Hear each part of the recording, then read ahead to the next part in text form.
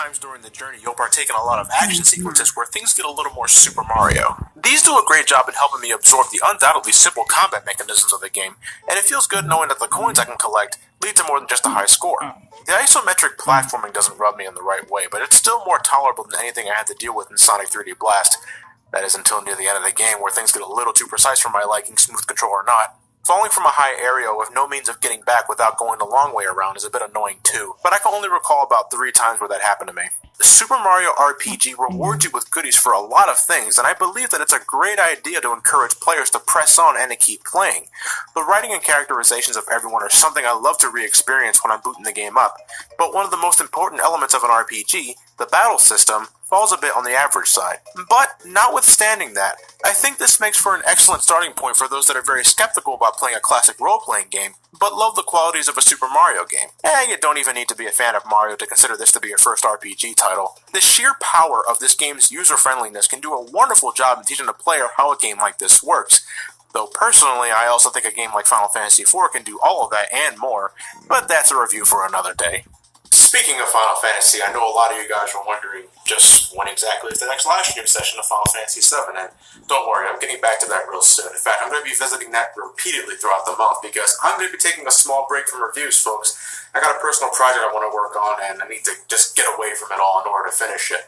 But when I get back, I got a new marathon ready to go, and let's just say this isn't the last time we'll see of Mario. With all that said, thank you guys for watching, have yourselves a great night, and take care.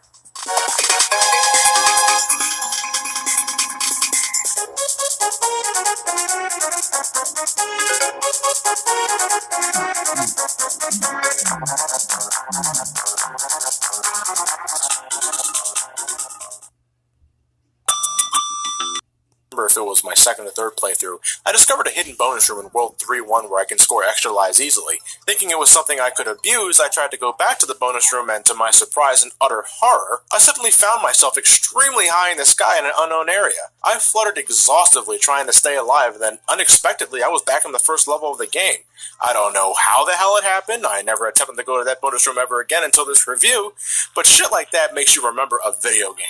I'll be honest, I have a bit of a nostalgic bias with Yoshi's Island. I'm not saying it isn't a great game. Oh no, it's a fantastic game. You know, push aside the Super FX chip and the colorful graphics, and you still have a perfectly capable 2D platformer that has wonderful controls, great mechanics in the form of egg tossing and flutter jumping, and it's jam-packed with memorable moments. You know, the title Super Mario World 2 was probably added to sell units, seeing as this game is, well, a little different from its predecessor. But if you were to ask me, I think this was a worthy follow-up, and you should give it a look. It was also given a re-release for the Game Boy Advance, as I mentioned earlier, where the colors are a little more washed out, and the sound quality isn't exactly comparable to the SNES version, as you would expect from a Game Boy Advance port. But it's still the same Yoshi's Island I know and love. Now, why is this the version you can download on the Wii U's Virtual Console instead of the Super Nintendo original is a riddle I can't even begin to solve, but if you don't want to shell out the money for a SNES and a Yoshi's Island cartridge, well, you at least have an option. But now it's time for the real meat of the marathon to begin. In 1996, Nintendo made the shift into 3D with the Nintendo 64, and they had a new Mario game ready at launch. So when we meet up next time, we're looking at Super Mario 64 for the Nintendo 64. With all that said, thank you guys for watching, have yourselves a great night, and take care.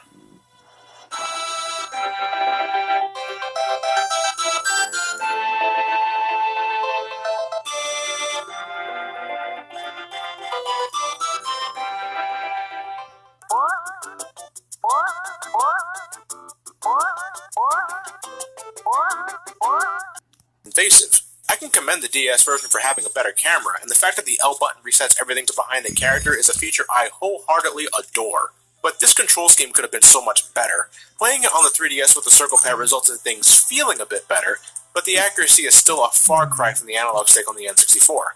I think they jumped the gun with this one. If they waited to release this on the Nintendo 3DS like they did with Ocarina of Time and Star Fox 64, I'm sure I'd be singing a different tune here. But because they really wanted to prove that the Nintendo DS was capable of 3D action, they took the one game that excelled with analog control and, in my opinion, neutered it. No amount of added content and features will make me feel comfortable with a D-pad on a three-dimensional plane in a Mario game, and that's my bottom line. For the original game on the N64, it's aged, but I still consider it a good time. Best Mario game ever? Hell no, but I admire a lot of design choices here. The hub world complements the game's design, that's something I could really appreciate, and having the option to go after a large number of power stars at your leisure makes repeated adventures just as memorable as the previous ones. And you know, it's very light on the bullshit. It's Mario from beginning to end, the game knows what Mario can do and takes advantage of it, and it doesn't try to make him do anything else. Except for the wing cap, Mario doesn't make for a good glider, fat bastard.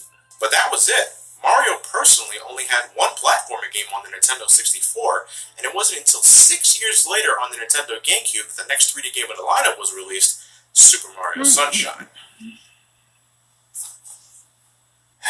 It's been 10 years since I last played this. 10 long years.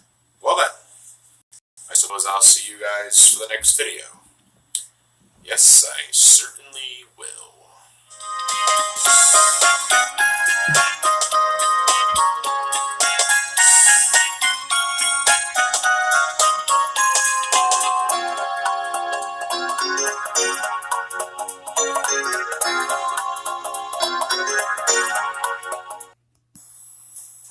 Super Mario Sunshine is a game I absolutely do not recommend fully completing. There's no sense of reward for doing so.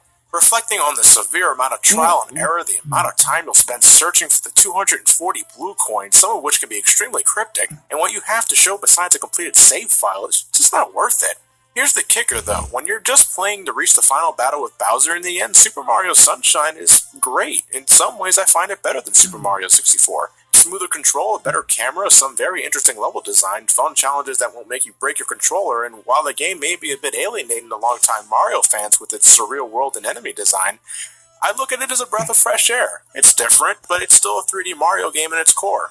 Don't let my horrible personal experiences with getting the 120 shine sprites affect your judgment for Super Mario Sunshine totally. The main quest is a great time, the rest of it just sucks balls. But you might find something enjoyable about it that I didn't see. All the more reason to give Super Mario Sunshine a try. Alright, that's the end of that chapter. Sometimes revisiting something you haven't played in a long time can either lead to a disappointing realization or a hidden surprise. Sunshine sort of falls in the middle of that, but more on the hidden surprise though. But alright then, up next for the Mario Marathon, we got ourselves a double header. Super Mario Galaxy 1 and its direct follow-up, Super Mario Galaxy 2. Now this one's going to take a little time to complete since I'm looking at 2 games for one video, and I appreciate your patience and understanding because of that.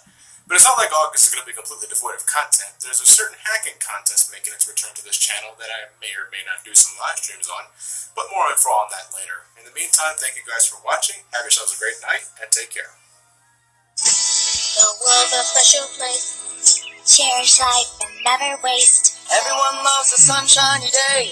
We're gonna keep it that way. Let's clean is better than dirty, and dirty's neater than clean. Will I actually get something for going out of my way to get every Power Star? And the answer is a wholehearted yes! Ladies and gentlemen, they remembered Luigi was a thing. You end up saving Luigi during the main quest, and he even helps you nab Power Stars on occasion, but when you collect every star, you can play as him for your next new adventure, complete with another 120 Power Stars. It's not only a cosmetic difference either. Luigi runs a bit faster, jumps a bit higher and longer, and has horrendous traction, just like the good old days of Never. I like Luigi more than Mario here. He can do without the butter under his feet, but his extra mobility makes him what I believe to be the superior brother. And I don't know, there's something humorous with Luigi being the center of attention during his encounters with Rosalina and his boss fights with Bowser. I consider this an award well worth the 120 stars you need to get with Mario. It's like that cherry on top of what I think is a well-balanced game. If you haven't played this already, I believe you're doing yourself a huge disservice. Please, go play it when you get the chance. It's cheap online and probably doesn't cost that much at a GameStop or something like that. I see this as a much better experience than Super Mario 64 and Super Mario Sunshine, even though there were a bunch of things I enjoyed in those titles as well, postcard notwithstanding. You know when you can tell when the developers put their heart and soul into a video game resulting in you, the player, reaping the benefits? I get that from this title. It's not my favorite Mario game, I'm still waiting for something to top Super Mario World, honestly, but I'd be crazy not to admire the production values of this one. It's a grand adventure in both scope and fun. But hold on there for a second, the guys over at Nintendo weren't done yet with the Nintendo Wii. That's right, for the first time ever in Mario's 3D career, a direct sequel to a 3D Mario game was created 3 years later. But was it because of Super Mario Galaxy's rip-roaring success that they decided to give it another round? Or is this just a quick cash grab meant to capitalize on the critical praise that Galaxy 1 received? Well, we're going to find out next time with my review of Super Mario Galaxy 2 for the Nintendo Wii. Until then, you guys have a great night, thank you for watching, and take care.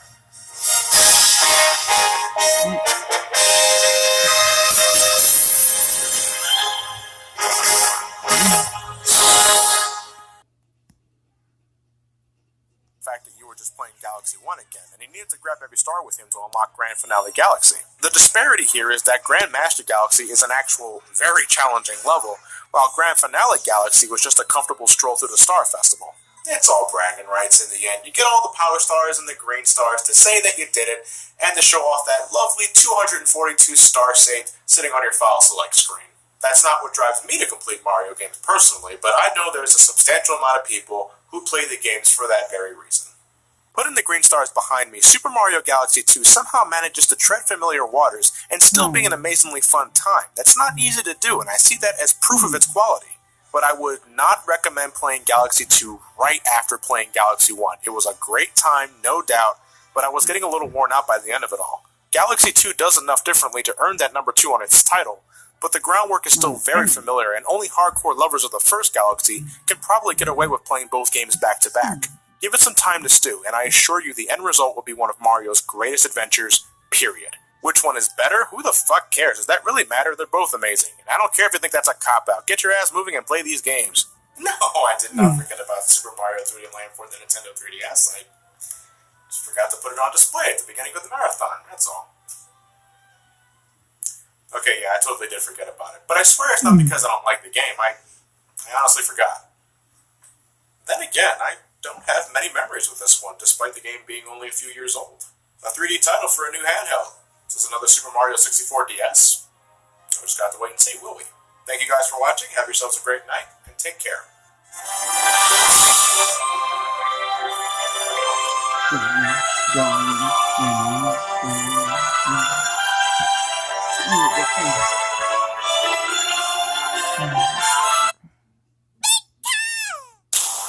Just stop there. You also gotta get gold flagpoles on each level, achievable by hitting the tip top of the pole, so if you mess that part up, it's back to square one with you.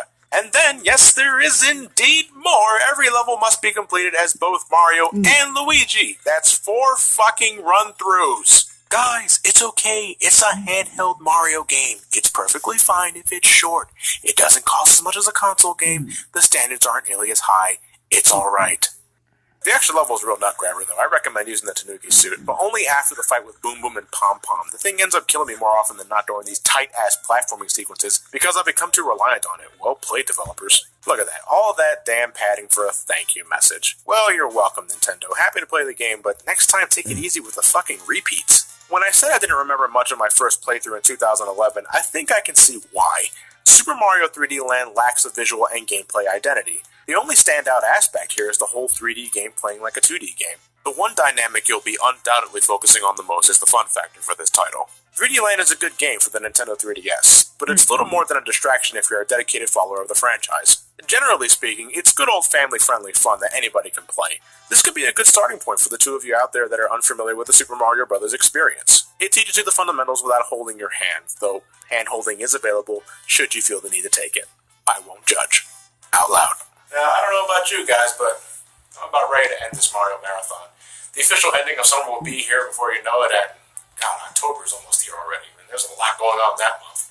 So join me next time for the last review of the marathon with Super Mario 3D World for the Nintendo Wii U. Jumping back to this console, so let's see how things turn out. Anyway, thank you guys for watching, have yourselves a great night, and take care.